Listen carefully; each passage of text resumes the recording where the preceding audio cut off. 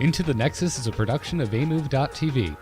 Bookmark Amove TV for other great video games and esports podcasts. Into the Nexus is sponsored by DoghouseSystems.com. Use the code ITN and you will get double memory on your next Doghouse Systems gaming rig and support Into the Nexus in the process.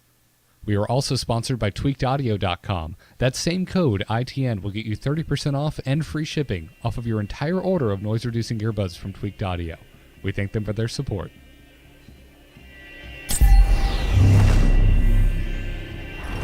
Let the battle begin.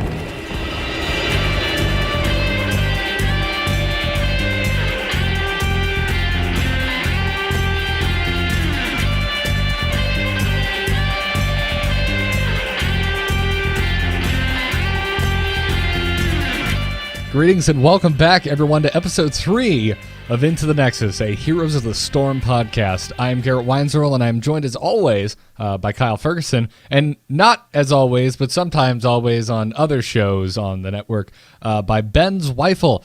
Ben, welcome to the show. Thank you. Yeah, and before everyone just runs screaming like they're on fire, like, no, Jules is off the show. He's not off the show. He had a prior engagement this evening that he couldn't get out of. It just turns out we're not the most important people in his life. So Kyle and I are actually going to run screaming out of the room. So hurt. If you don't mind. It's very upsetting, right? Considering how long you've been doing the show, prior engagement, really? Exactly. We've been doing this show a whole 3 weeks. How dare he? It's pretty intense. Yeah, chat room. Dills is pod fading. Yes, he is. Can we check his stream, make sure he's just not sleeping? Maybe No, he's at a work event. I know. And then, things are going to go sour. He's going to take off his shoes when he shouldn't have, and, well, you know the rest of it. You know how those work events go. Yes, yeah. Well, that's what happens, events. If you don't show up to a show that you're regularly on, the show has to start with the other two guests making fun of you when you can't defend yourself, and then the show can go on. Right, or I'm not even a part of Angry Chicken, but the other day there was an argument about how handsome I am, and that's fine by me. I'm glad that you're referencing a podcast that you're not on, but referenced you, which is good. It's good stuff. He's got this Google alert set up for a reason, right? They're talking about you, Kyle. That wind in your ear, and you go, oh. Or is that like a scratch in your nose? I forget which sort of idiom it is. Definitely a disturbance in the forest, right? Yes. So anyways, if you're not familiar with Ben was on a show that we did for almost a year called This Week in Blizz, where we covered all of the news for all of the Blizzard IPs, which at the time was only 3. Now there's like 5. What is this? What world am I living in where there is more than 3 Blizzard IPs? Although granted, the 2 new ones are still technically from the worlds of the 3 previously existing IPs, but they're still awesome. A bit more exciting, but it's kind of like saying Mario Golf is its own thing. Right. Yeah. I feel like there's a lot more in these games, and people actually want to play these 2 games as opposed to Mario Golf. Let's be real. It's a lot more like Mario Kart. I mean, we're gonna get emails next week. I love Mario Golf. Mario Golf is an amazing game. Anyways, yeah. So and Ben, you currently are one of the 3 hosts on Amove Radio with me and Kyle. Right. So this is kind of like us doing a really segmented and actually has like a structure Who knew? Version and a subject episode of Amove Radio, which is good.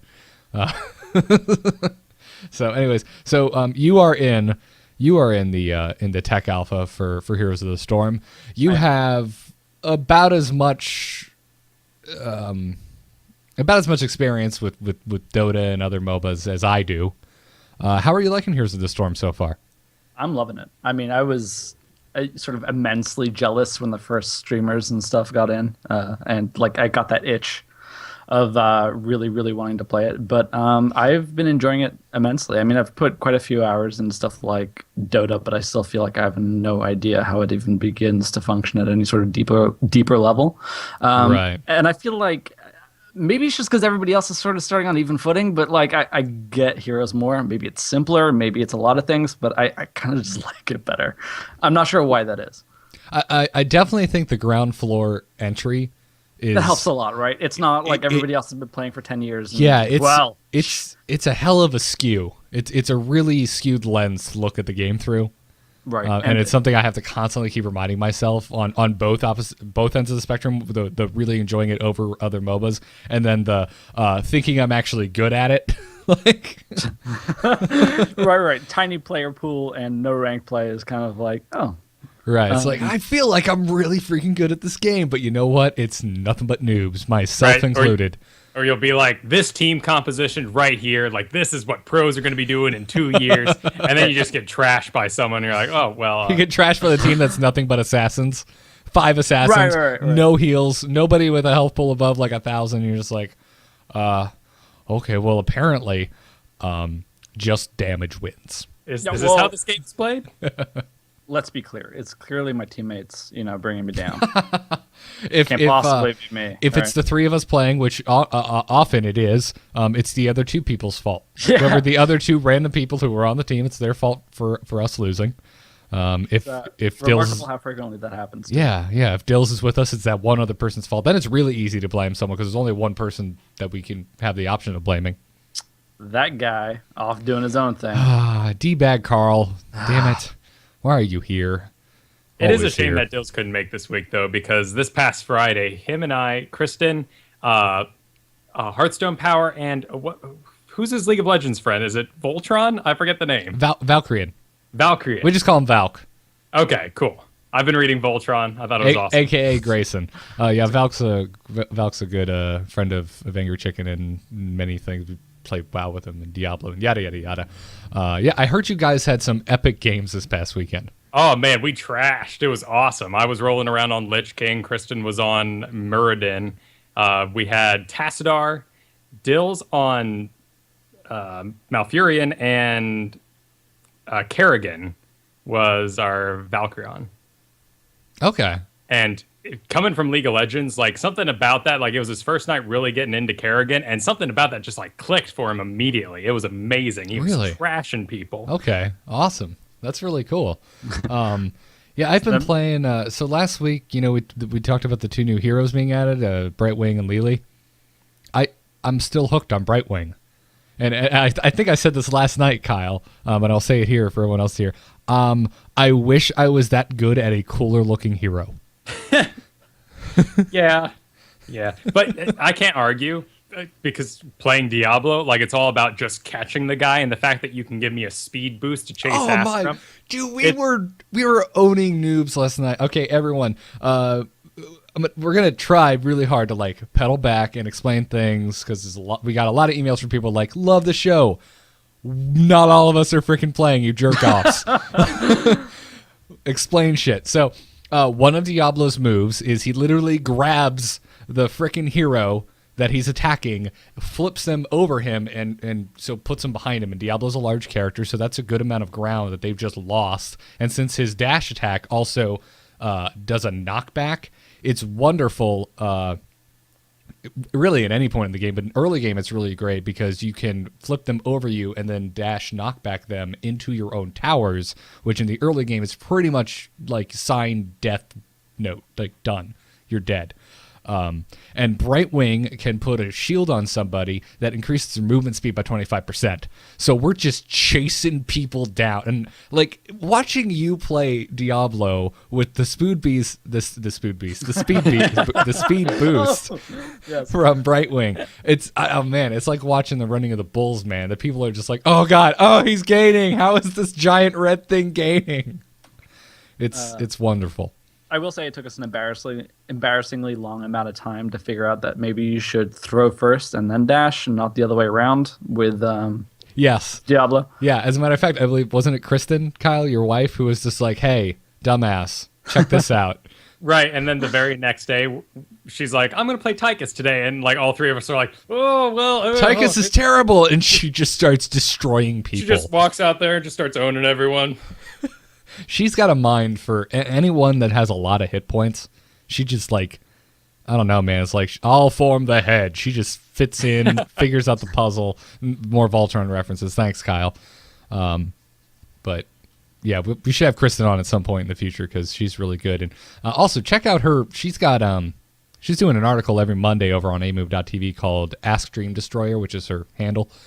She's dropping all kinds of knowledge bombs about Heroes of the Storm if you all are interested. I believe she has 3 of them up now, and I'll have a 4th this Monday, I'm sure. So check that out. She spent her gold to get Mirrodin last week, but now that Stitches is free, she's been playing a lot of that. And granted, much like you're kind of ashamed of Brightwing, I just don't want to touch Stitches because he's so damn ugly. Yeah, that being said, I really, really want one of the people that is in our rotation of people that we play heroes with to be good at Stitches, because much like Diablo, being able to knock people back into the cannons, being able to like hook someone into your cannon range or tower range, I keep calling them cannons, whatever, early game is just so strong.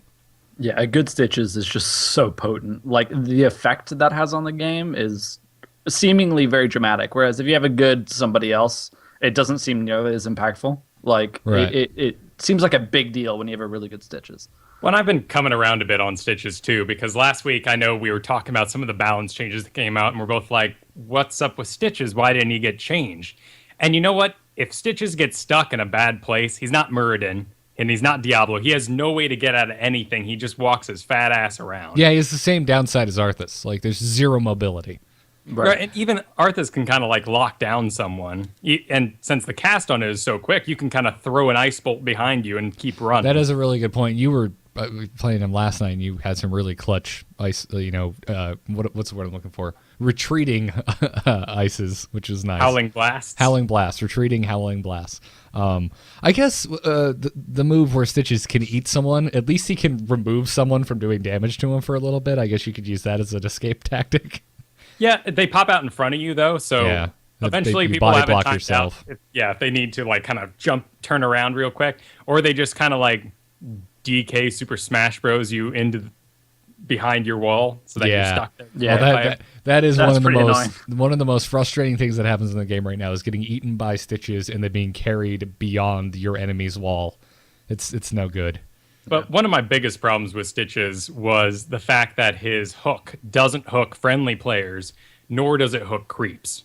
And in Dota, coming from Pudge, which is basically the abomination, it's a lot like Stitches. You have a hook that pulls people, but creeps, your little lane guys, as well as friends, get pulled by it accidentally if you were to hit them, or on purpose if you wanted to like save them from an awful situation if you're that skilled. Right. I was kind of hating on that. I've come around because this game is more about the teamwork and the enjoyment, the simplicity of it that makes it complex. To have that be a thing, like if you get in a game with a bad Pudge and they miss their hook, that's like 30 seconds of suck that you're just staring at them and being like, wow. You pulled me away from the guy, you ruined my kill, you ruined everything for the team. Now, in Heroes of the Storm, like, if Stitches misses a hook, you just kind of go, well, that's like Tyrande missing her stun or anyone else just kind of whiffing a skill shot. It happens. Yeah, it seems a lot more forgiving. At the same time, it's that much more impressive when stuff just gels, like when Tyrande lands the stun and Diablo charges in and knocks it back, like as opposed to what usually happens when Kyle and I are playing and I'm playing Tyrande. Kyle will smack them out of my stun. And I go, dude. Really? Dude. It happens. Lots of use of the word dude and then insert expletive here. And me going, it worked out. Oh, they got away.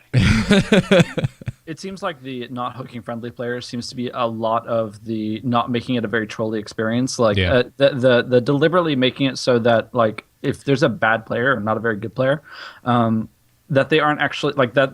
They may not be helping your team as much as they could be, but they're not a massive like danger to you, right? Whereas like a bad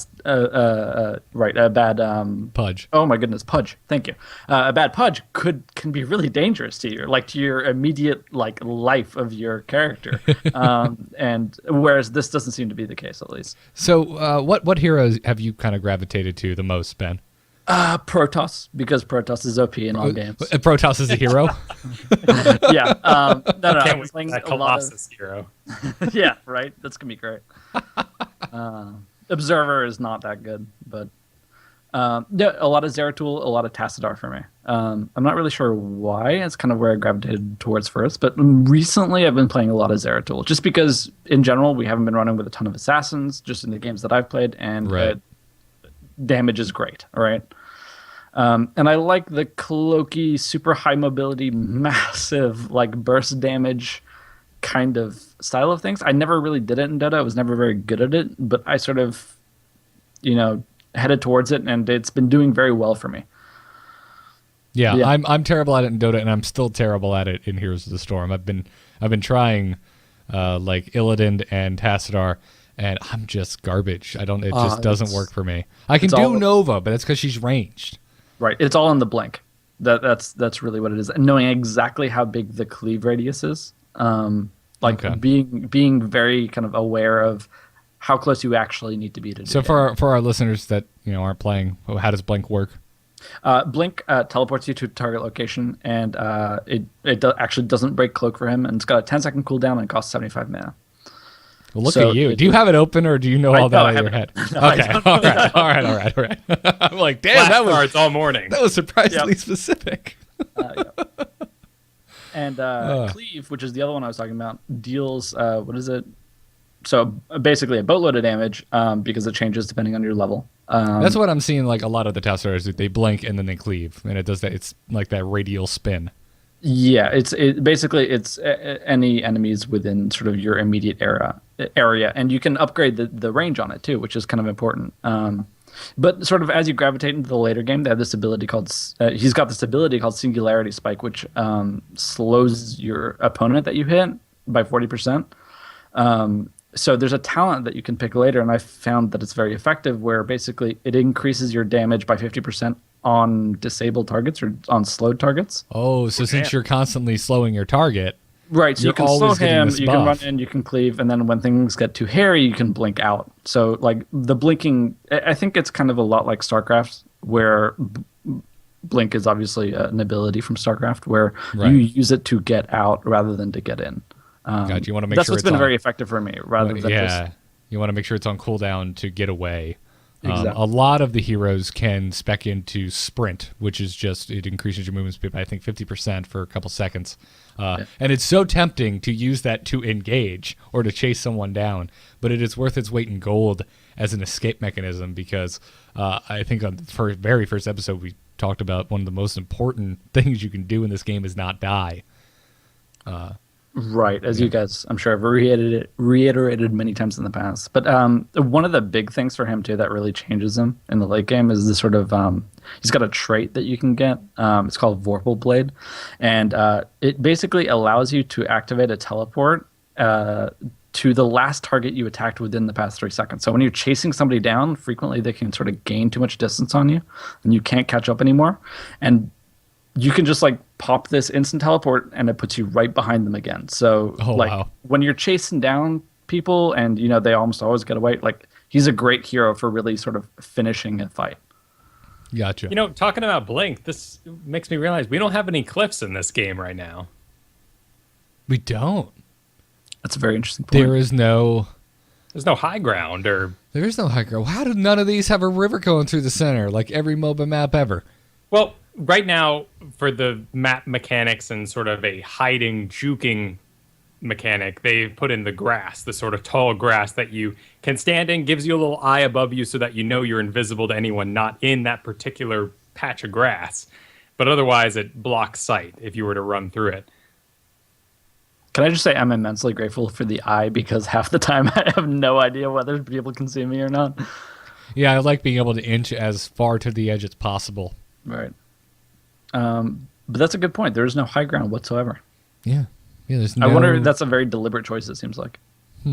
be a good question if we ever get a dev on the show. Probably at the moment, because that's also restricting your escapes on top of tree lines and everything else. So I'm sure it's something that's coming in future maps. Maybe Yeah. not something they wanted to incorporate first out of the box. Yeah, the maps also seem small. I mean, compared to something like Dota 2.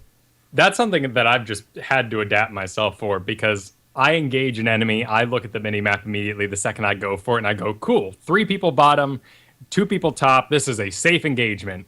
And in Dota, or other MOBAs, you can give yourself a good 45 seconds before you could assume they could even bother you in that area. Whereas in Heroes of the Storm, that is not the case. Or Brightwing now, who immediately shows up. Yeah, that's very true. Luckily, Brightwing by herself isn't too scary. She kind of tickles. But with anyone else, it's horrifying. You know, she's got polymorph. She can, like we said, she can turn Diablo into a charging bull, bearing down on you. Love Brightwing. Really fun.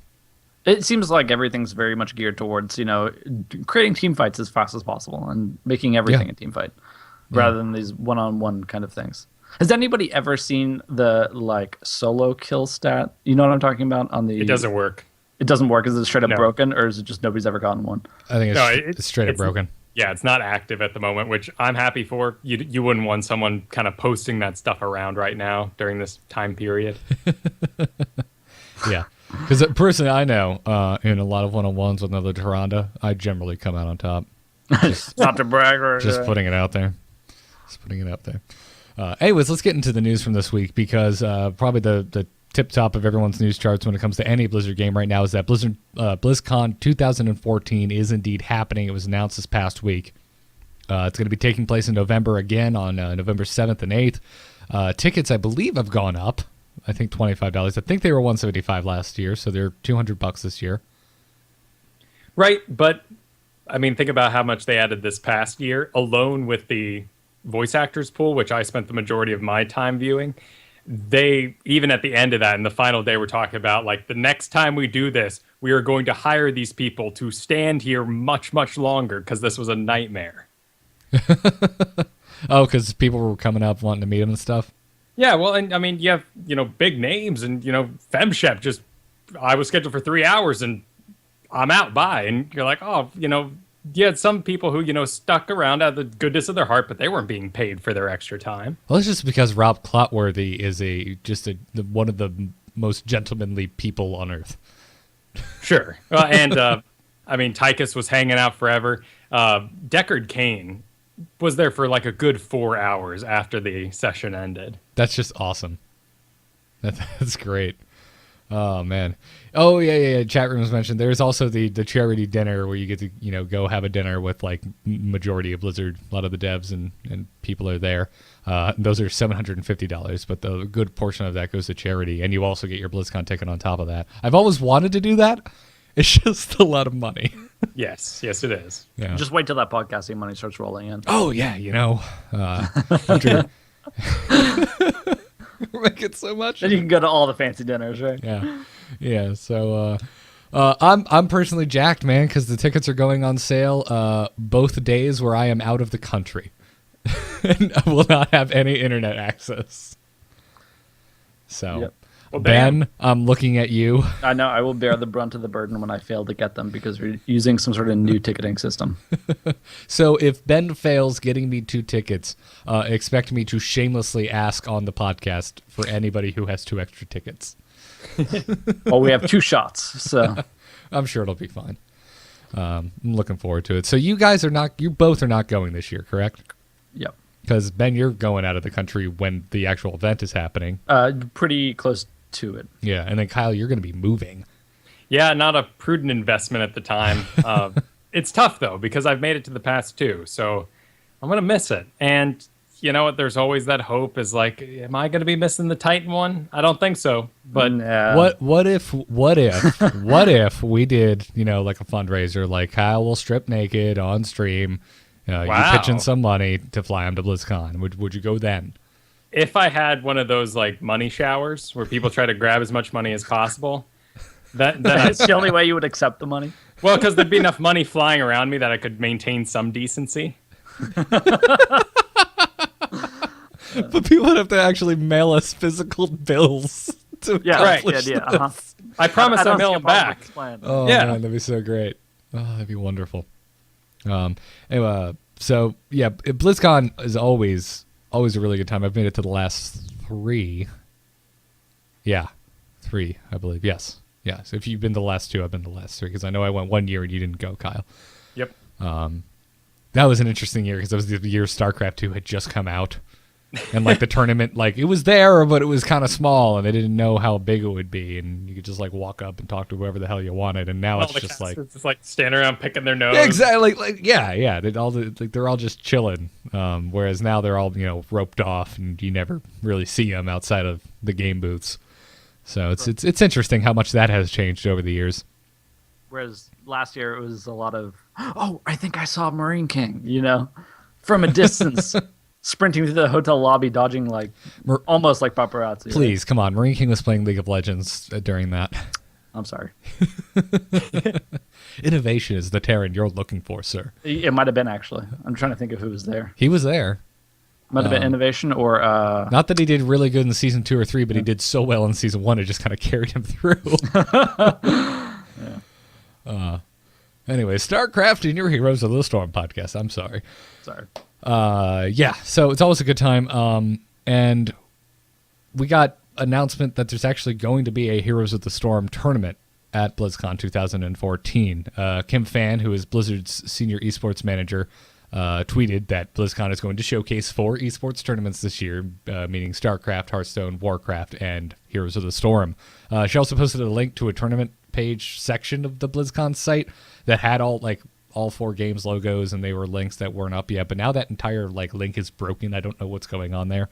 But the tweet is still up. It's still official. There is going to be Heroes Tournament, which begs the question, it's still in tech alpha. How are they going to find... I'm curious how they're going to pick their the teams. Right. Well, we were still in beta for... pretty close beta still, weren't we, for the Hearthstone tournament last year? Oh, yeah. Pretty freshly closed beta, because I remember the talk around the Hearthstone area for the whole weekend was, are they going to announce open beta? Hey, when do you think open beta is going to be? And it never happened, and people were kind of disappointed. So I don't know. I'm interested. I'm sure it's got to be some type of invitational. Well, you bring up a really good point, which is teams, right? Right. Hearthstone. Currently, there are none. Hearthstone, it's single players. It doesn't matter. You can, they invited Husky, who right. I doubt it would be that sounded way more derogatory than I meant it to sound. Husky is a personality, not a competing player by any means, and it also kind of showed by his performance in the tournament. But still, it makes it easier. It's 1-on-1. You just invite 8 people who people know and would want to watch play games and right. set them off against each other. It just so happens that some of them actually went on to continue being awesome Hearthstone players, like Artosis and Crip and whatnot. Right, so it'd be really weird if they just went with a bunch of streamers. In fact, I was talking to Disco Rax this past week, a friend of the show, and he was saying that his team in Heroes got completely trashed by all Liquid guys. Really? Just having at it, doing a perfect strat, all pushing together the whole time. And so that's the best way to go about it, is just get 2 teams. If they could get some high name teams to sit down and play this, granted, there could be the difficulty of one team is just wildly better than the other, and there's no way to tell ahead of time, and it's a bit of a slam. Yeah. But if you're going to show it off as an esport, that's what you got to do. Yeah. Well, right. it's April now. This is happening in November, so a lot could happen between now and then. I'm just curious. I imagine there's no way that the League of Legends and the Dota pros aren't getting keys, right? Those are the personalities that you want in there. Exactly. And the streaming culture for Heroes is a little rough right now because a lot of people want in, and there's only so much of a game you can stare at and go, I really want to play this. I'm not sure what's going on. Why are you picking those things? And plus, right after the keys came out, Diablo come out, and a lot of those streamers just went back to what they used to do. Streaming Diablo, streaming Minecraft, whatever they had. Right, exactly. We still don't really have any set Heroes of the Storm streamers like we do for the other games. But yeah, I fully expect this to be in at least open beta by the time BlizzCon rolls around. I think it needs to be just for their kind of the general well-being of the game. For people wanting to watch it. Yeah, exactly. That seems to be a big component of esports, is the fact that people need to have some sort of access to the game itself. Otherwise, there's no context for it. It's too nuanced, too complicated. There's too many little things. It's not like watching football where somebody does a play and that's all the information that they need to have. Yeah. Yeah, granted, Hearthstone wasn't in open beta; it was in closed beta when it was at BlizzCon. But a card game, you literally can read what the card does. It's a little different, and the pacing is different too. I feel like. Yeah, exactly. And you could kind of tell that they didn't expect Hearthstone to be as big as it was. It was on a small side stage, and for the finals, there were people standing around because there weren't enough seats, and I don't think any of us really expected it to be as big as it was. So I'm really curious to see what Hearthstone looks like this year. But yeah, I'm excited. It's going to be really cool that there's 4 different freaking tournaments there this year. Well, let's hope they start bringing in a lot of those, sort of the tools to basically watch the game competitively. I mean, Right. Dota does it exceptionally well. Well, There's that big watch tab up at the top, so Yeah, I mean, clearly they have a functioning, at least internal observer build, because that's what they've been using to shoutcast the games at like PAX and for their own live streaming events. Yeah, and it's built in the StarCraft engine. I was going mean, to say, come on, right. Exactly. That's pretty easy there. Yeah. So I'm not concerned about them being able to do it. Hell, they showcased Hearthstone just fine last year as well, and that game still has nothing of the sort. Right. My main concern about the tournament is you got to get teams of equal skills, because the Blizzard streams that they've put out are a little gentlemanly in comparison to some of the absolute trashings I've experienced and dealt in this game. That's very true, but they have... they're the company that makes it. I mean, they have a... Here's a our show need. game. Watch these noobs get completely. They have a strong need to cherry pick entertaining matches. Right. So Watch these great abilities that this hero has. He's going to use them all in clear, simple fashion so you can understand them, right? yeah, not having thank you. not having an entertaining live game between two players or two teams is just a risk you will always run. Case in point, almost every StarCraft finals ever. Right. I mean, but like even when some of them are equally matched, or they can be super exciting, but they can still be one-sided games. Like they can be beat downs of epic proportions. Yeah, absolutely. So, anyways, I'm looking forward to BlizzCon. I am sad you guys aren't going. Us too, I'm sure. Yeah. Also, it was announced this week that Heroes of the Storm is heading to China. There's a Polygon article talking about it, and they said, quote, the gaming behemoth is licensing the multiplayer online battle arena game to a NetEase Incorporated affiliate in China for a term of 3 years. Blizzard previously collaborated with NetEase to bring World of Warcraft, StarCraft 2, Hearthstone, and Battle.net to Chinese gamers. And if you're curious, MOBAs are kind of big in China. That's why this is news. Just a little bit. Just a tiny bit. Kind of like StarCraft in South Korea. And you know what? NetEase has been doing this a long time in China, but boy, does that sound like something you're going through like your program files and you're like, NetEase, when the hell did I download that? All right, where'd this toolbar come from? Why the hell is my browser going to ask.com? Great. By the way, ask.com, burn in hell. No one wants to use you. I mean, I thought Ask Jeeves was cool back in the day. I like asking virtual butlers for things as well. Hey, Jeeves, could you Google this for me? Good stuff. Yeah, so a lot of the sort of competitive aspects of this will come. If there's going to be a serious competitive sort of nature behind this game, it's going to come from China in large part. Yeah. It seems to be the case. Anytime Asia in general gets involved in competitive gaming, it raises the bar substantially. Right, because there's huge, League of Legends and Dota scenes there, right? I mean... Yeah, absolutely. As a matter of fact, if you just go do what I did, just Google Dota China. The second result should be a massive article on Team Liquid about the history of Dota in China. It's a really interesting read. I highly recommend it. I like my Team Liquid articles peer-reviewed and categorized. Team Liquid does great stuff. I'm really hoping that they start covering Heroes. If we get some esports traction, I'm sure they will. Yep. So, anyways, let's get into some strategy talk for the week. Kyle, you wanted to talk about team composition and just general strategy a little bit this week. Yeah. So I feel like once more people are in the beta, I think I'm just gonna have a whole strategy section on why Abathur is doing something in the background. Please calm down. Oh, great, we're gonna lose. Oh, we got Abathur on our team. I got hollered at quite a bit by some people this week, but it also led to some rather interesting theory crafting between you, Ben, Dills, and myself, talking about like how we could maximize XP, and it's something we really haven't talked about right now or on the show yet. And it is that you have to be standing in the general presence of the things that are dying to get the XP. It's not only just being in the lane. If things are dying mid lane between the two walls and you're back behind the towers, you're not adding anything to the team XP. So in the case with Abathur soloing a lane, it may be really, really dangerous for him to be out there in the lane, but hiding in a bush is putting him close enough that he's getting XP for that entire team. So what Dills and I were doing was making sure we had constantly 3 people in all lanes so we could get Abathur to 10 as fast as possible so he could have that copy any hero ability, which really gives him the global presence he needs. Otherwise, you're more just kind of throwing out some pretty casual buffs and a couple of mines in between ultimates. Yeah. Right. Yeah, I gotta say, I haven't noticed very many occasions where his shield has saved me.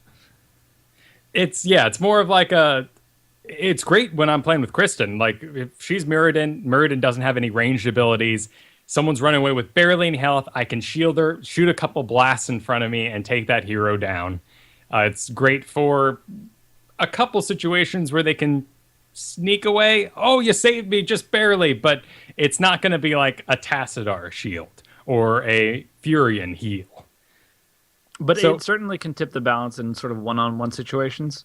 Like it seems to make a pretty hefty difference there, where you've got like one character versus the other, and then suddenly one of them has the attention of the. Oh my goodness, what is wrong with me? I'm so sorry. What's his name? Abathur? Abathur. Thank you. Oh. I don't know what is wrong with me. Like, I wasn't sure where you were going with that. I was like, I am so sorry. No, when suddenly one of the, two guys are dueling to the death, and then suddenly one of them gets help from Abathur, like it's an amazing difference. I'm so sorry. and honestly, it should be. I mean, Yeah. it should feel like there's another player present. Right, but more importantly, he can be anywhere, all right? Yeah. Which is pretty huge. But it seems like a lot of the like you need to have kind of a global strategy based around him. Like you can't just be like 1 or 2 people that are kind of on board. You need everybody else to commit to the notion of the fact that you've got an Abathur on your team and you need to behave differently. Right. Abathur is not consent.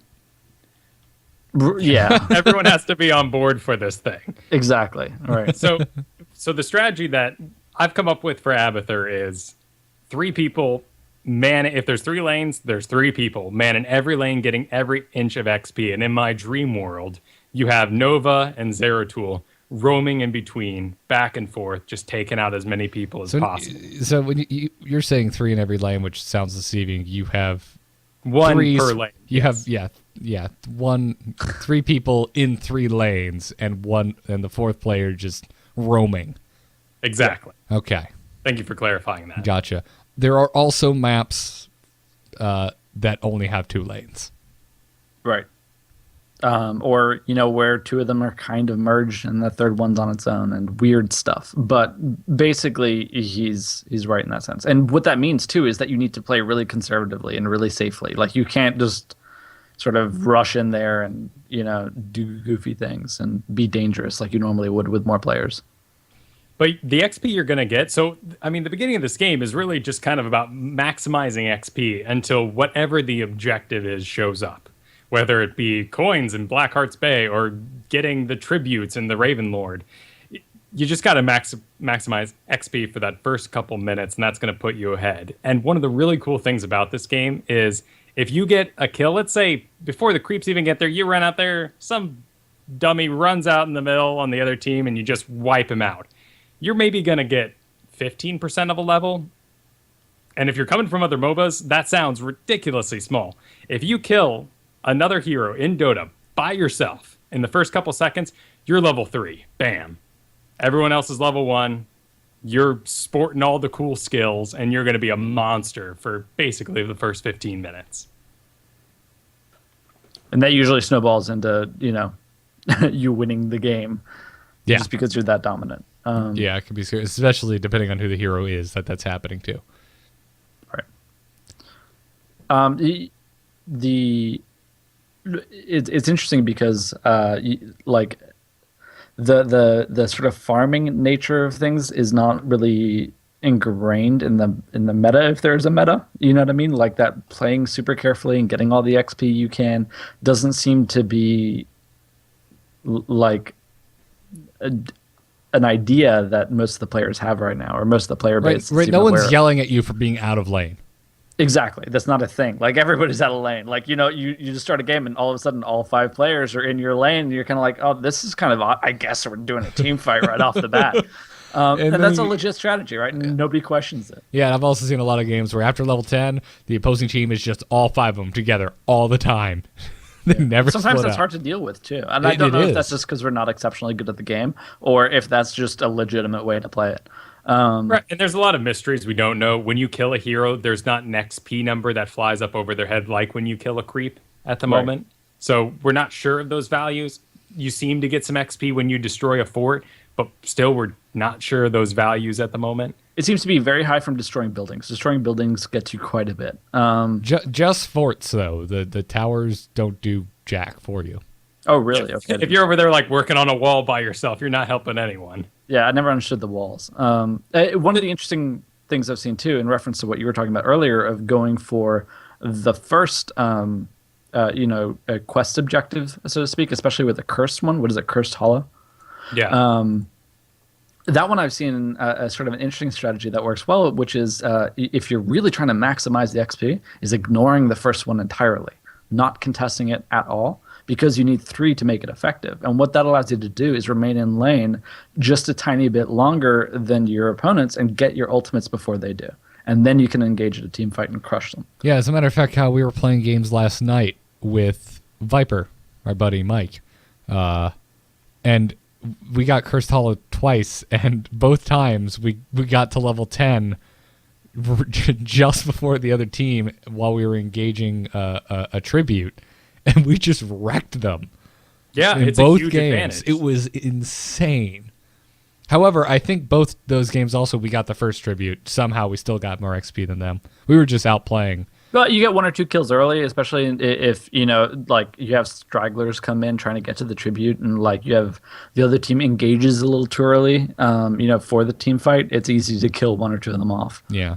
So anyway, let's talk about team composition then, real quick, because I think we talked enough about XP, but right. Well, there's one more thing I wanted to squeeze in there, just for those kind of experienced MOBA players. Because if you're playing a MOBA and you walked into the middle of a lane, only creeps, and started using your mana abilities on creeps, people are going to call you the biggest nub in the world. Guess what, heroes?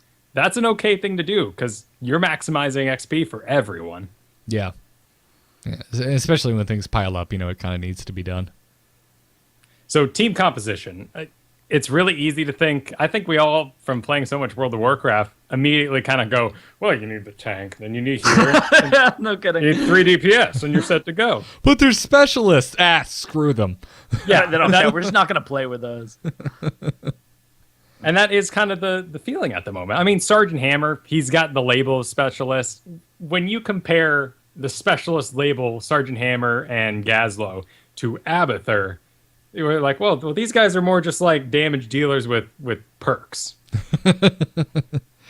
That is true. I like having both Gazlowe and Sergeant Hammer on the team, though. I will never be mad about having one. Sergeant Hammer is so cool for split pushing, because Sergeant Hammer with that range can just kind of be like, I'm just doing my thing. I got a boost if I get in trouble, guys. Don't worry about me. This top lane, that wall's coming down by itself. Don't worry about it. And then Gazlowe just sucks. I hate fighting against Gazlowe. Love having a Gazlowe on my team. Hate fighting against one. What is killing me? I don't. Oh, great, I'm dead. Oh, it's this little tinker-looking turret toy. Yep, Joy. he's had that experience. More Pea than shooters take 3 hits to kill. Yeah, and they do an unbelievable amount of damage. Yeah, yeah. Jeez. But I mean, that's not untrue. It's honestly having one warrior, not a tank, having one support, not a healer, and having 3 assassins is not a bad composition. It's really not. it works. So the thing is, though, I've seen some really weird compositions work just fine. Right. I had a game the other day I was solo queuing, and we had 5 assassins, and we did great. Yeah. Yeah, I somehow part of me thinks, yeah, that'll work out really good. Like, it's just so much burst damage, right? I mean, as long as you're all talking to each other and you can call a target, like, hey, that Uther, him. Yeah, he's now. not gonna live no matter what. Tonight. Yeah. Soon. I think we can safely say that 5 supports does not work out quite as hot. Or actually, tanks as well. A couple tend to be a little more high damage. Muradin, Diablo, they can kind of put out some, but Yeah. Take Lich King and go put him against a camp of mercenaries by himself, and he'll be there for a while. Right. I think part of what speaks to the flexibility of the talent tree system is the fact that you can get a support and be like, oh man, I'm gonna have to build this in such a manner that I can maximize my damage, and you can kind of get by. So it really depends on how you adjust to the situation. If you have everybody go for, I'm going to maximize my healing, you know what I mean? Then that's really not helpful. Yeah, but absolutely. if you get an unfavorable comp, you can kind of compensate for it a little bit. Yeah, early on when I was playing Tyrande almost exclusively, she's a support character, I was constantly getting in the games with like 2 other supports, so I was going a full-on damage build, and it worked pretty well. As a matter of fact, being someone who can dish out damage and still have a heal, be kind of self-sufficient, it's kind of awesome. And I love that this game is flexible in that way. Yeah, and it's kind of a hard thing to deal with when you encounter it. It's it's tough to... I think at the moment, the reason the weird compositions can still kind of work, because as we spoke about in the past, since there's such an emphasis on teamwork, if you work as a team and you really complete the objectives well, if we talked a lot about objectives this episode already, but if you're on Blackheart's Bane, you're just running around, you're getting those coins. Doesn't matter what the hell your composition is, you're going to bomb the other team to death.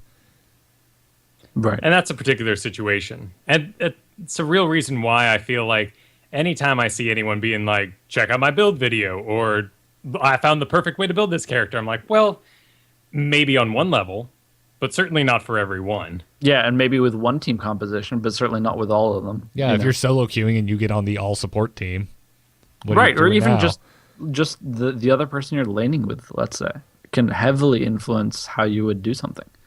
Yeah, I would like people to keep an open mind with this game at the moment, at least. Try to adapt to the team you get, especially if you're solo queuing.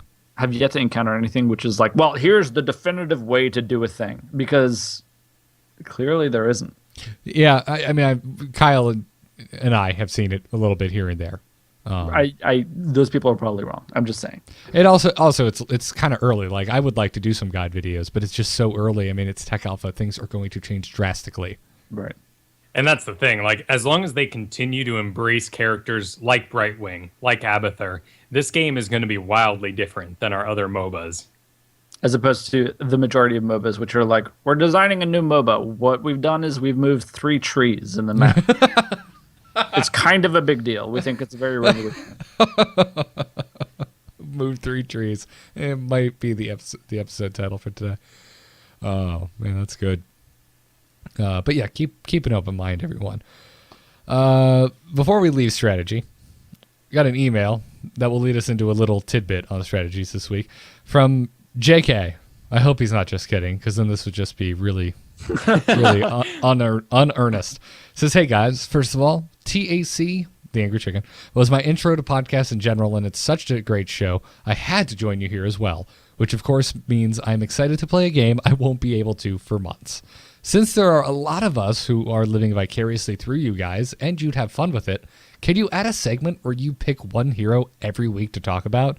Not just what they can do, but how you guys like playing them. Some build options, fun things you've done or seen with them, the skills you like, etc. Keep it up.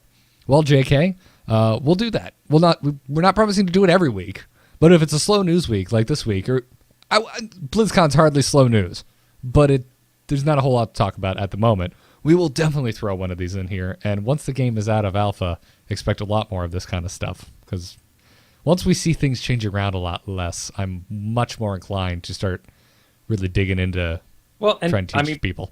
honestly, once a lot more of you are in this, we can get more in depth about what your level 4 choice might be.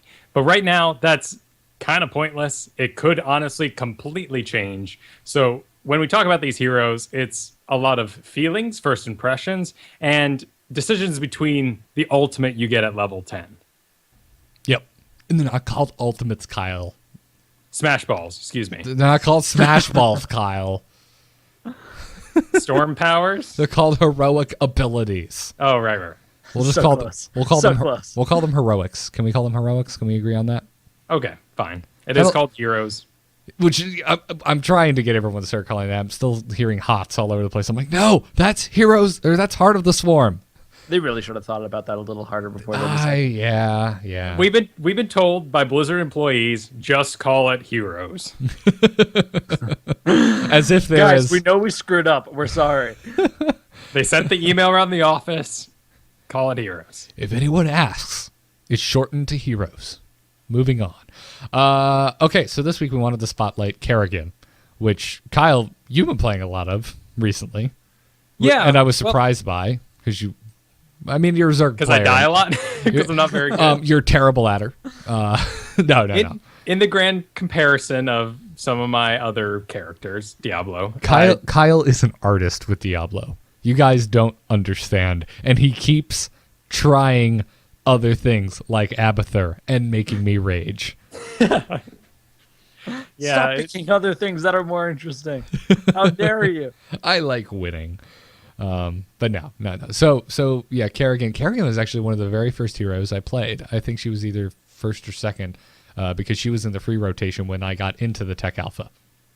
Understandably so, coming from StarCraft. Yeah, she looks kind awesome. of a big deal. How can you not look at Carapace Lady and just be like, ooh, I want to shred some people up with this. I'm going to kick people with those high heels.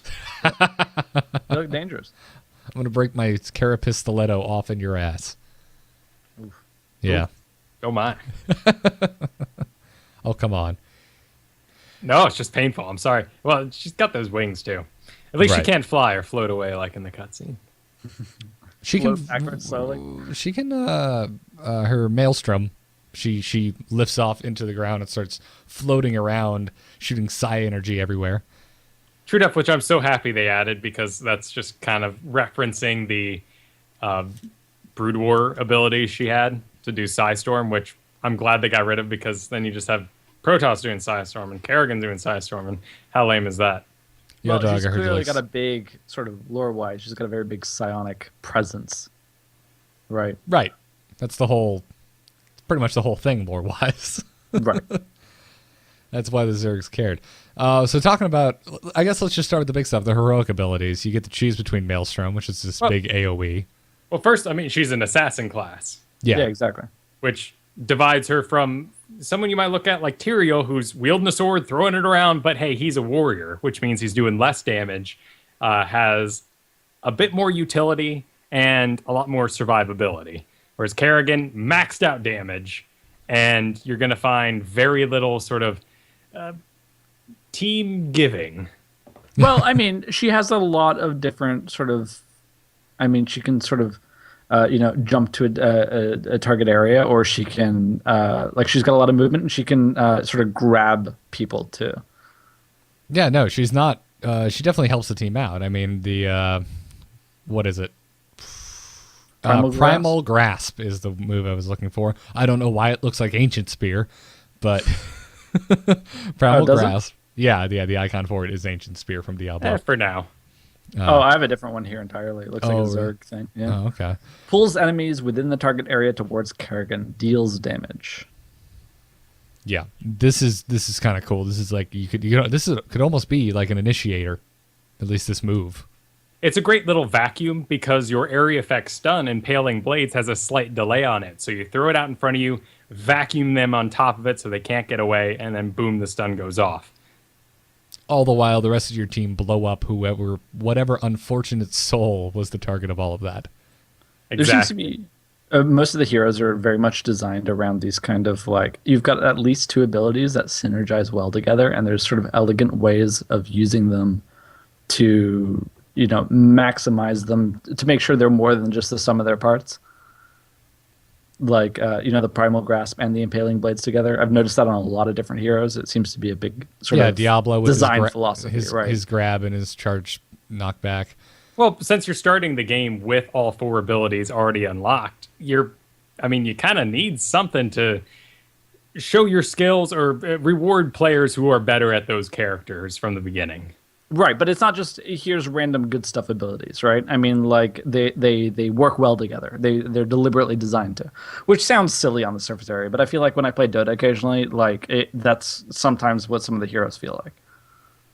And yeah, there are some heroes, particularly some of the casters, the heavy damage dealers in other MOBAs, where it's like I have 4 spells and all are good at doing damage, but they're not really getting together. They don't interact, right? Yeah. So, anyway, I guess my first impression with Kerrigan was, and still kind of is, I am bad at her. I don't enjoy playing her. She's very squishy. The reason why I become so fascinated with her is her passive ability. So her 4th ability is a shield that as long as she's doing damage, she is gaining a shield on top of herself. It's not quite like a lifesteal, but the longer you stay in the fight and the more damage you do, the more you're keeping yourself alive. That is interesting. Okay. The other cool thing is Ravage, which her other move that we didn't talk about, where she kind of leaps at her enemy and does a bunch of damage. If that kills them, Ravage's cooldown is immediately reset. With certain talents. Yeah, with the right talent choice. Oh, okay. Sorry, my bad. No. I'm just waiting for the day where we're watching some pro game and there's enough people at low enough health that we see a Kerrigan just chain Ravage the whole team. It'd be frighteningly beautiful. I can't wait to see it. But Kerrigan is also pretty small. She's not a Hulk and Diablo mass where, Diablo goes and grabs someone and everyone kind of goes, cool, hey, Diablo's got someone, and he has the health to kind of tank it out. Let's go in there and help him. If a Kerrigan jumps out by herself, you may want to just let her die because she was a fool to go so far. In your pickup games, yes, absolutely. If you're running with a pre-made, you're all on Skype talking to each other, and you are Kerrigan, it would probably be best for you to call out your target. Hey guys, you guys want to go for this Uther? I don't know why I keep picking Uther out, but I've been facing a lot of Uthers this week that I want to kill. Hammer of Justice is pissing me off. I'm sick of being stunned. Yeah, goodness. But yeah, you call it out. Like I said, you can initiate the fight with your primal grasp impaling blade combo, which is so nice. And then on top of that, they're stuck next to one of the highest damage dealing characters on the team. But let's get to that heroic ability, if you will, Garrett, because I just used the correct term. We in our personal games, everyone, we still refer to them as ultimates because we've come from the school of Dota. And here's where I am confused why you would question my want to play this character. Because you get some sort of silly-ass maelstrom flying around do damage thing. Silly ass. It's dumb anyway. Don't even pick it. Don't understand why it's a button. Or you summon an Ultralisk, a hulking Ultralisk who gives a terrific scream as he charges whatever unit you sick him on. I'd hardly say hulking. He's more like pet lapdog Ultralisk. Oh, come on. He's pretty big. At level 20, he gets massive. Well, he becomes Tarrasque-sized. Oh, okay. All right. No. I got you. And honestly, that was immediately the heroic ability I went for the very same reason. Wait, I get to shoot some sparklies out of my body, or I get to summon a frickin' Ultralisk? Well, the choice has been made. And it leads to a rather interesting choice to make, actually, based on what kind of map you're doing and what team composition you have. In the Cursed Hollow, where you're fighting the Golem, Ultralisk is great. The Golem moves slowly. You can sick it on him and go attack some other heroes, leave the Ultralisk to kind of do damage to it.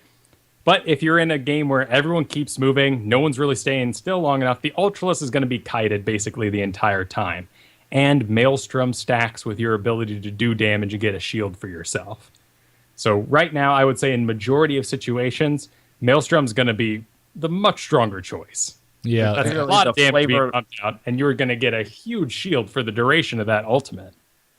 But the flavor loss.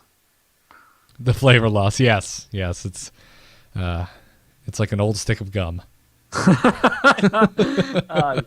I would think more like when you want like a restaurant burger, but you make homemade burgers, and you're like, this just isn't. It's not the same. I am fulfilled, and it's probably more healthy, but well, it sounds like you just need to get better at making burgers. Yeah. But So no, I no, really no. want a bun on my burger, and I just have bread. Potato bread's not doing it for me. Yeah, no. Potato buns, though, however, are rocking, and I will Oh, yeah. totally have a burger with a potato bun. Something about the smoothness on the outside of a bun, it's ruined if you don't have. I think it's because that smoothness stops the juices from getting everywhere. Oh yeah, no, that's a big part. Oh god, that was amazing. So Burger strap. so anyway, so final thoughts on Kerrigan. Yay, nay, you're gonna stick with it, Kyle? I'd like. I mean, if I were to pick, kind of do like what's your 4 characters, one of each sort of class. I'd like Kerrigan to be that one at the moment. Okay. She's just so squishy, and I think it's just coming from Dota. I'm used to things moving slower and my health going down at a much, much slower rate in the beginning of the game. That's a good point. As I get adapted to this game, I may get a taste for being more careful. But right now, I just like to charge in and be like, smash. And she's not that kind of thing at the moment. I feel like she kind of lacks the sort of survivability or escape that a lot of the other assassins have. She's not invisible. She, I guess, can you use Ravage to leap away from a target, I guess? You have to have a target, but you can use Ravage to target creeps. So if the lane pushes past you and you go on someone, you can always leap back to an enemy creep. Right, but it has to be an enemy creep, importantly. So that's super situational. You can't even do it on a friendly one. And it's a tough thing to set yourself up for. So you kind of don't have a ton of different ways to get away or to get out of trouble, which seems to be the biggest issue for me at the moment playing her. I've played her a handful of times, and every time I've had a similar experience to what you've had where, I die really fast. Huh. Yeah. She's not good on her own. I've seen Kerrigan's do some pretty awesome stuff, though, in team fights.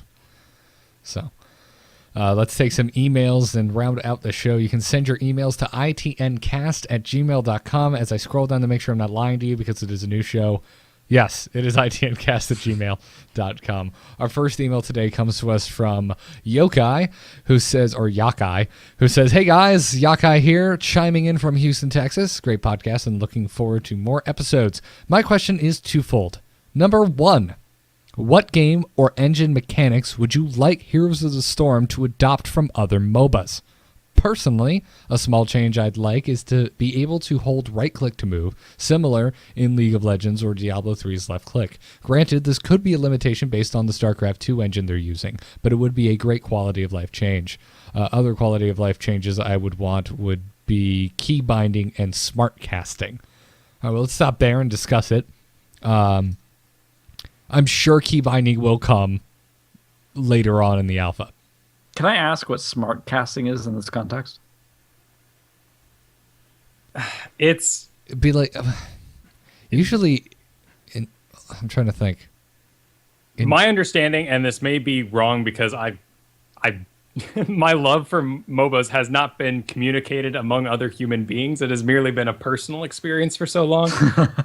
It is that when you misclick an ability, like let's say you're going for a heal, but you click 5 yards from them in game terms, it still goes off on that hero because it was close enough, or targeting something based on the mini map rather than actually scrolling across and hitting someone with it. Right now, if you're playing Brightwing and you want to teleport to a hero, you got to click on the mini map, look at them, and then click them instead of just being like, oh, stuff's going down over there. Click the mini map with the spell.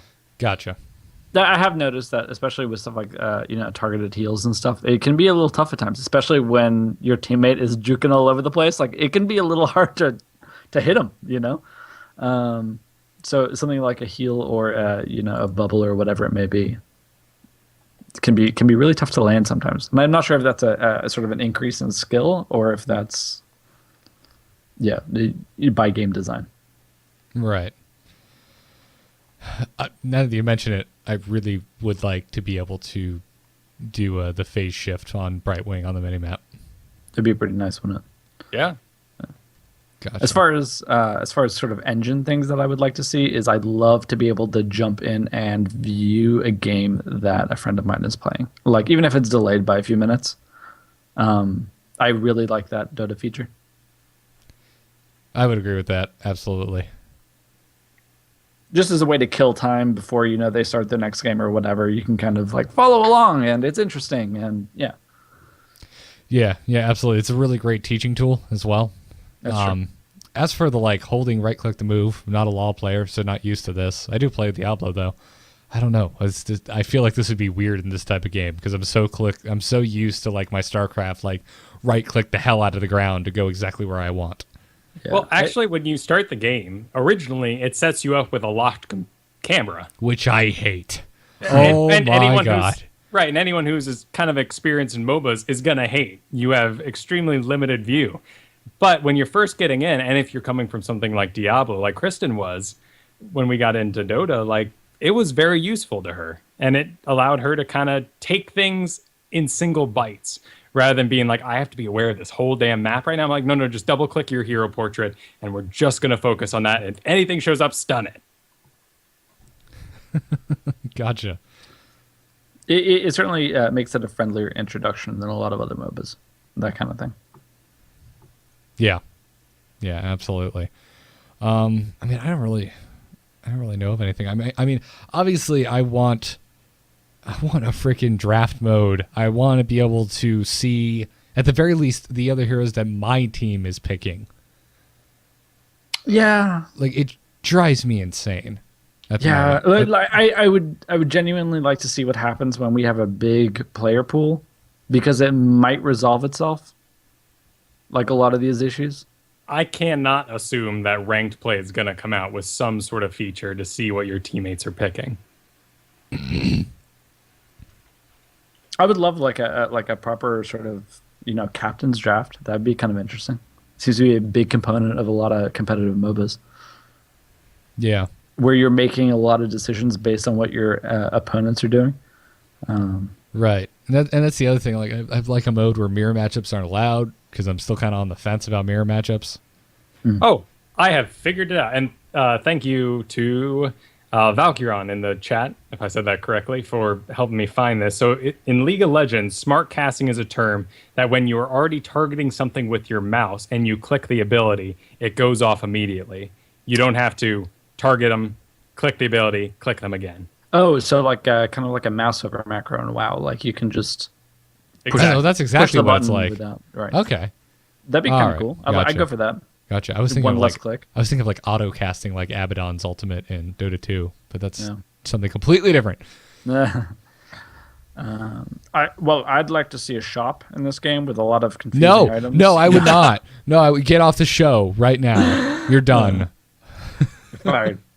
I am editing your thoughts. Yeah, some type of draft or captain's mode. Absolutely.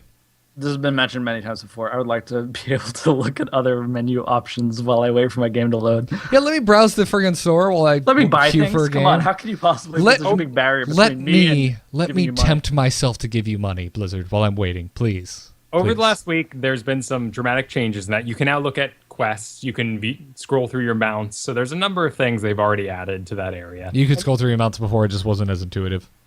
And it wasn't very pretty. Right. Yeah. But now at least, I think they've even acknowledged this. So this is coming, definitely. It's just a matter of time. But that's a big one. Yeah. His second question: what game or engine mechanics would you not want in Heroes of the Storm? Well, we just said stores can Right. burn an effigy. He said maybe we should categorize Heroes as an MOBG, multiplayer online battle. It doesn't matter what we categorize it as. Just say MOBA, people, because it's just similar. Blizzard still, and in their most recent post even, they refer to it as a hero brawler. I don't care. Can we just say MOBA, That just please? sounds like such a made-up marketing term, doesn't it? Like, should we call StarCraft like an SF RTS because it's a science fiction RTS? Just call it a friggin' RTS. Just call it a MOBA.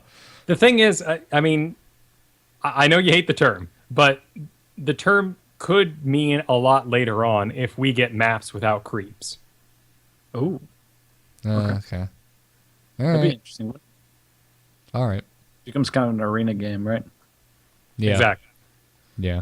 I like creeps though. I want creeps added in more games. I want creeps in WoW Battlegrounds. I know, and that's one of the great things about something like Titanfall is kind of taking that. Oh, dude. Oh, I've been playing so much Titanfall. Anyway, he said maybe we should categorize it blah blah blah blah blah as a multiplayer online battleground because not only does it roll off the tongue smoothly, no, it doesn't, but it's somewhat fundamentally different from those games that are obviously in the category Dota, League, Smite. One glaring difference is the Fox only, no items, Final Destination, Ideal, a little Super Smash Brothers humor for you. Would you want heroes to implement items in the future? How about a rune system similar to League of Legends? I can see items being interesting. I think we talked about how, what was it? It was either the last episode or the first episode because we've only done a couple.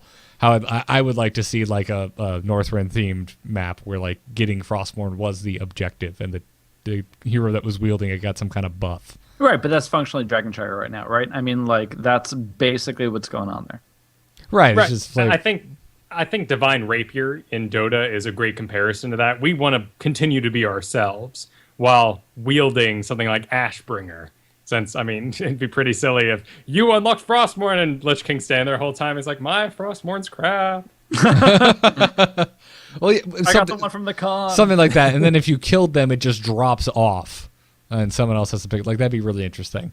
Right, like what's the Halo map where you have the skull? Oh, right, yeah. Oh god, I forget what that was called. I always hated that mode, so I never played it. Right, but it's an interesting concept, right? I mean, you have basically an item that yeah. Except in Halo, it gimps you entirely, and here, like, it would probably make you more powerful. Well, your melee attack was good with the skull. Yeah, it really was in a game where everyone else had guns. Dismal, the golden gun from GoldenEye. Yeah, there's another reference. So there was a downside to that, though. It only had one bullet in the chamber, and you had to reload after every shot. Yeah, there's a lot. I would like to see very selective inclusion of items if they're going to do items. I don't want the Dota model. If it's an item, it'll be like a game mechanic that's dependent on a map. It won't be. I mean, for all intents and purposes, Dota, like items, functionally replace a talent system, right? Right. From like raw game design point of view, like I want it's like here's your build, you know. I don't inherently have a sprint. I want a sprint. I'm gonna get phase boots. I want to teleport. I get a blink dagger. Right, but it's basically you're making decisions, and you have resources, and you're making decisions on how to spend them, and it affects your gameplay. Yeah. So, like the fact that it's items is kind of irrelevant. Like in this case, what we're talking about the implementation of is like map mechanics more than anything. And I'd love to see more maps that are just wildly different from what we have right now, because they're certainly heading in that direction, and I really like it. Right. No, I agree. I was really concerned about the game early on having different maps, and I'm really digging it now. There's a couple maps I'm not a massive fan of. Don't need to go back in the mines ever again. I'm good. No, I'm totally okay with that. But yeah, overall, I really like it. I get a little. I feel like Kyle. Maybe you can speak to this. I feel like I get a little bit of of what I love about StarCraft in my MOBA, which is this map. Well, my strategy will evolve this way. Exactly. Right. You make different decisions because of the map. You're not just every time. I can play Tyrande all week, but my decision making can change based on the map I'm on. Yeah, I like that. And if it's different scenery. Let's be real. That too. A big deal. That also helps. Yeah. Yeah. When Dota does like a holiday thing where they change the scenery even just slightly, it's so refreshing, and you're kind of like, oh, great, like a new thing. Having the variety is pretty big. Right. Absolutely. So, and anything else you absolutely don't want Heroes of the Storm to have? The store, I think, is the biggest thing for me. Yeah, as long as they continue to embrace everyone getting XP, I feel like we're just not gonna run into a lot of those problems. Yeah. Because I played my first Dota game since I got Heroes this past weekend, and I played Undying. I contributed the team as much as I could. I was 6 levels behind in every game because I was only there to drop my one ability and die. And we trashed them. It was completely one-sided, but I didn't get to enjoy any of the joy in that victory. Right. It's not a fun experience. Here's your wards. This is what you're spending all your money on. You better not kill anything because your carry is going to be mad. Is not like a deeply satisfying experience. Like you really gotta sort of bend your will to that one. Yeah. Right. Absolutely. So I feel like there's so much to go. It's hard to say what we don't want the game to do because they're doing a lot right. It's damn easy to say what we want. Right. I mean, I want a map where you do an instance. Like, it's like, timer's up. Two people, you run the sort of obstacle course. Whoever gets to the end first gets a buffed creeps for... What? That'd be crazy. That sounds great. I'd be really interested in that. And then, yeah, you, get down there right now. Oh, that'd be really interesting. Well, actually, that's kind of what the Mines one is, right? A little Sure, bit. but like completely removed from each other. There's no battling in this area. Okay, so it's like a race. Gotcha. Okay. Next email comes to us from Big Stemp, who says, "Hello, fellow Nexians?" Question mark. Oh, that's a stretch. I'm okay just being called a hero. You know, I'm a very humble person. I'm very humble. Fellow man. heroes. Gather my tribute. He writes, I got into the tech alpha right after the wipe, and I have 2 local buddies, one of which I just discovered 30 minutes ago, and our schedules don't allow us to play at the same times all the time. Me and my buddies are experienced mobile players. We started with Dota in Warcraft 3, then played Han, Heroes of New Earth, in college, and then Dota 2 when it was in beta, and now this game. I was wondering, what do you guys think is the best way to find players to group with? Well, at this early point in the juncture, I would recommend going over to forum.amove.tv and posting in either the Heroes of the Storm or the Into the Nexus forum, because I know people are exchanging battle tags there.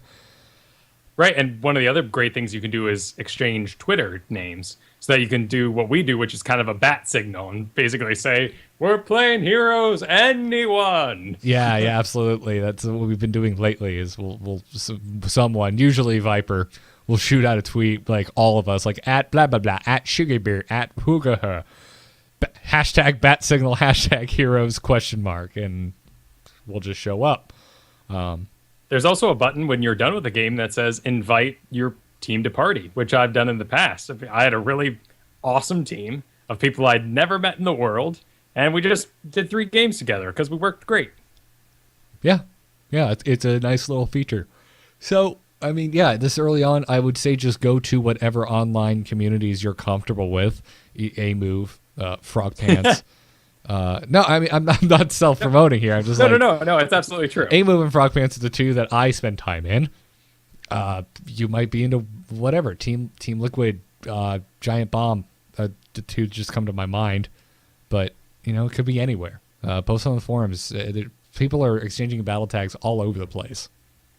And at this point in the game, that's the best place to do it. We don't have... Well, I guess we do have a chat channel. But it's the everyone chat channel. You can't get into a... like in Diablo, you know, we've got an A-Move clan. And I'm really looking forward to that to be added to Heroes, because it's been wonderful in Diablo since it's been added. Oh my goodness. That feature is just so much fun. Even if it's just everyone joking around that you got so-and-so's wedding ring and everyone being like, whoa, wedding ring, and like, you know, making jokes for the item. Exactly, yeah. It's really right, but it's really just kind fun. of sort of a low level of commitment, but builds a social structure anyway. You know Exactly. what I mean? It's not like a WoW guild where it's just like... Yeah, where it's like, oh, geez, better move servers, right? And it's like, oh, boy. Yeah, this one is everyone's just like hanging out, and then because Diablo is inherently a really good drop-in, drop-out game, it's just like, hey, what are you doing? Oh, I'm just, just dicking around. Hey, can I dick around with you? Hell yeah! And I'm going to stop using that term now because It just got a little weird. It implies things. But yeah, I'm really looking forward to that kind of... Speaking of features I want added to Heroes of the Storm, to go back to the first email, clans. Sure. It is also a tech alpha. I am aware it is early. Yeah. Yep. But it doesn't mean I'm not going to sit here like an entitled brat and wish for things to be added to the game. Right, but like a Diablo-style implementation. Yes. That's what I want to see. Yeah. Actually, I kind of want to see the Diablo-style implementation like across Blizzard games, like through the Battle.net. Yeah, what the crap happened with StarCraft, man? I think it was just way too late, for one. Yeah, and it just doesn't... It's not the right kind of game for that. I don't know. Yeah. And on it it would translate so well to something like Hearthstone, where you could see, hey, someone so and so just unlocked some legendary or opened some pack, and You just got up to rank so that and that, right? Yeah. Dismal makes a good point in the chat room. He says he played with 2 A-Move clan people today in Diablo that he's never talked to before, and it was a blast. And I've been having the same experiences, so I would love to see something like that in Heroes of the Storm. So there you go, Big Stemp. Yeah, and tweet at us on Twitter. We usually will exchange battle tags with folks who inquire directly. We just don't put them out on the show, so we don't just get blasted. Final email today comes to us from Carlos, who says, Buenos noches, amigos. I have a question and an idea in that order. What? One more time. When was the first time? Did he already ask this and we didn't give him a straight enough answer? Could you clarify how unlocking the skins for different characters works? Are they all unlockable through challenge completions, making them essentially free? I thought I heard Kyle mention this was the case in a previous A-Move Radio episode, but I don't know if maybe I misunderstood. He did mention that in a previous episode. He was very wrong. We were totally wrong, right? Yeah. Color variants, getting your like red version of, getting like your pink creepy Abathur, or like your black totally looks like toothless Brightwing, is unlocked via hero quests. And then at PAX East, they previewed Uther and the Barbarians' ultimate skins, which are also unlocked through quests. And that actually does change the model a little bit. It looks like they have more armor, or more awesome armor on. As for everything else that changes what you look like drastically, like, Psycho Stitches or Pajamathur or the Roller Derby Nova, all of that can only be unlocked through purchasing. Right. Which I'm still confused by, because when you look at the colors of the skins, it says unlock through doing quests again. That's because if you've unlocked the second or the third color variant, you automatically have the second or the third color variant on any skin you buy. Gotcha. You basically have 3 color variants: standard, variant 1, variant 2. And that's all you ever unlock. And there'll be 2 color variants for every skin you buy, and it's still tied to those hero quest unlocks. So what we will probably see by the time that this game comes out of beta and becomes a real game, so to speak, is we will probably see, you get your 3 color variants from doing the heroes quests, and we will probably see a different hero skin for like each hero's ultimate quest. Yeah, so for like so you have access to kind of like one skin that you get, but like not a majority of them. Right, exactly. I broke down and bought one of the bundles this past week. I got the Warcraft bundle just because I was like, I still want to get good Arthas. I like Uther. I've never played Falstad, but he looks awesome. But I also get the the awesome Arthas skin and the Lumberjack Uther skin and the Warcraft horse, which I really wanted. So I plunked down the money. So I have a couple skins now. Falstad is exactly good at one thing so far in my experience. That's dying a lot. Really? Because I played some games with our buddy Jay, and I've seen him just destroy some noobs, just eat them alive with Falstad. I'm sure it's possible, but all of the ones that I played with and against have been horrible. Well, they can fly around the map, which can be really, really helpful. Oh, I'm sure. Yeah. Anyway, Carlos continued. Sorry. Yeah. That's a bummer. No special skins for me, but... Well, eventually you get one, right? I mean, probably through your Ultimate Hero quests. Yeah, when the game is live. Called. Right, and who's not to say that they won't do kind of a card back thing with ranked one day? Yeah, and I could see that. Or I mean, they might even have like crazy sales like Dota does from time to time, where you can pick up a skin for like $1. Right, like 60 cents around Christmas or whatever the heck it is, and yeah.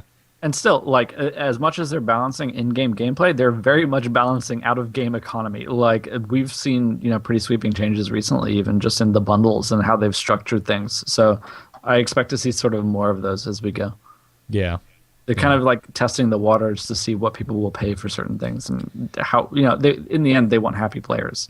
If you feel like you're getting sort of ripped extorted at every point, like, it's not a fun gameplay experience. Yeah. Yeah, absolutely. Back to Carlos's idea, I'm assuming. He continues to write, I have a cool idea for Blizzard to try out. I call it limited skin collection packs That just rolls off the tongue, Carlos.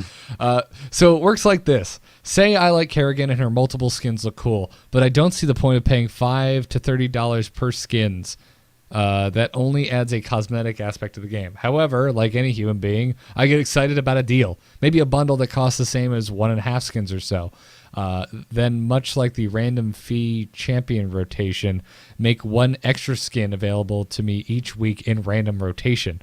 They can block the super fancy ones or have it available every couple of months at random as a special. You would have limited access to all the skins and our content. Or if there is one particular skin you can't live without after trying it out, you can go buy it.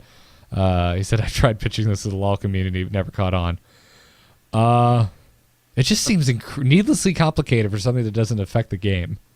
Yeah, I mean, I don't see what, from a business perspective, I don't see what Blizzard stands to gain from doing something like this. Yeah, I mean, they just added bundles, which is already cutting the price of everything a lot.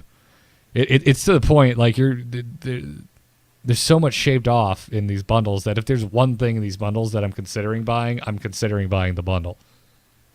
Right. I do think he does lead me to an interesting idea that when they do the free hero rotation, they then have sales specials on the skins for those heroes. So that during Stitches week, there's going to be a bunch of awful Stitches out there in the world.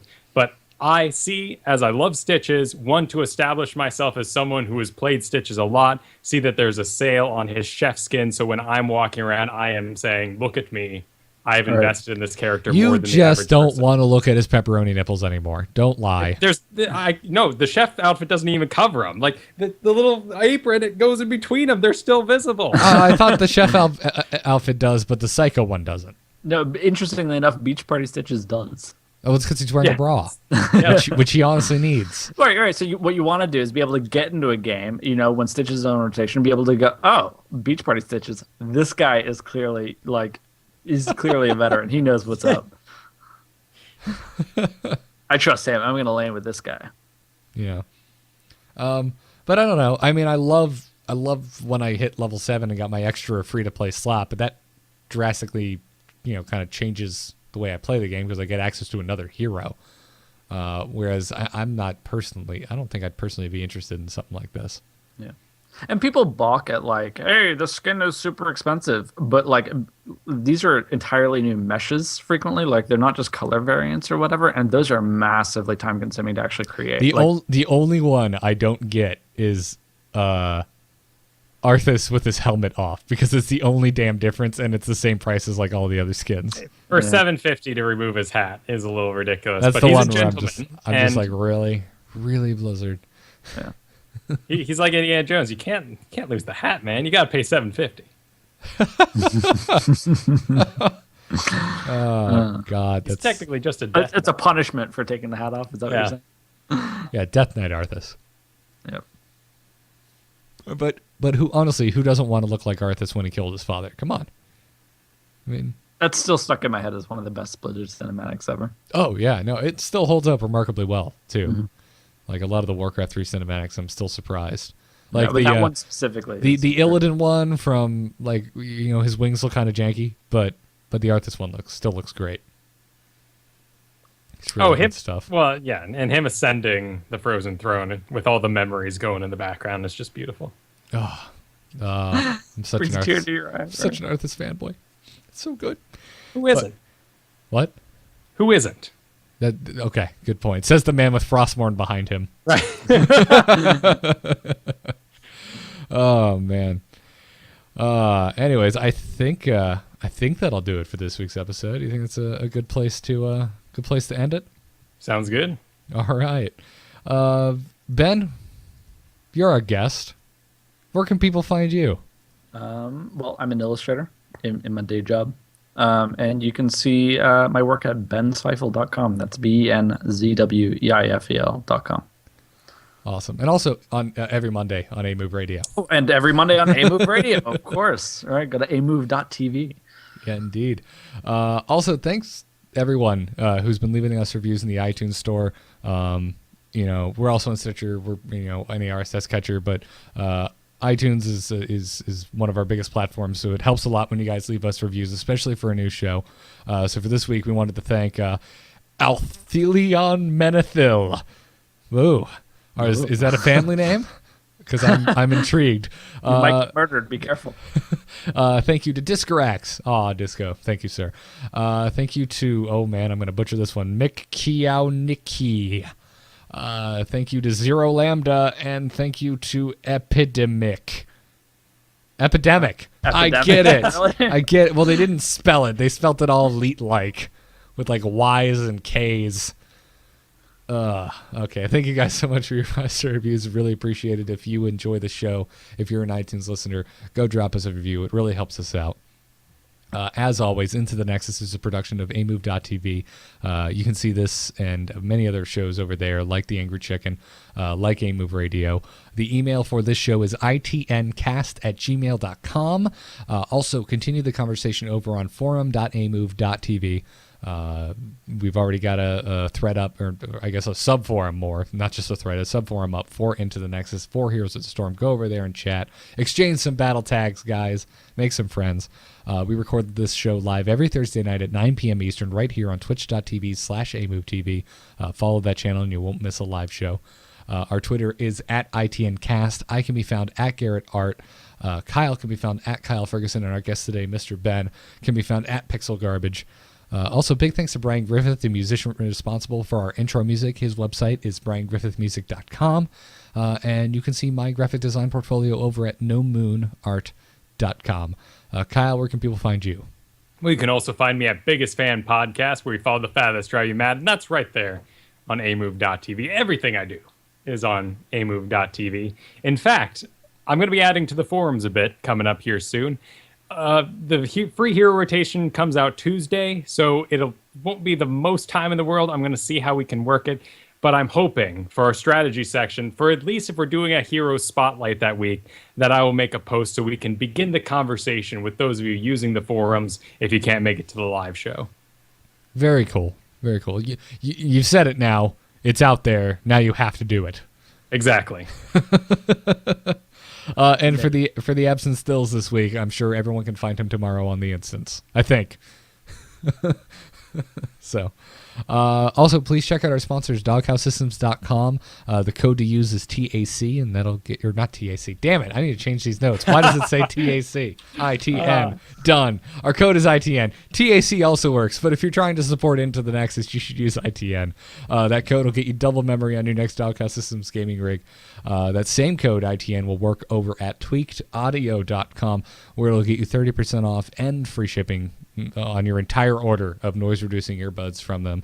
I was forced to go running today, and I was very happy that I had my Tweaked Audio earbuds. Because, damn, I hate exercise. I really do. It's bad. Exercise, man. Like, I do all my weights, but running's from predators. That's not for... Yeah, running is the worst. Is bad. But good on my girlfriend Katie for forcing me to continue it. So, anyways, thanks for tuning in, everyone. We will be back next week for episode 4 of Into the Nexus. Dills should be back. If not, we're just going to wrangle Ben back on the show. Ben, thanks for joining us. Everyone else, thanks for tuning in. Have a good one. Thanks. Take care.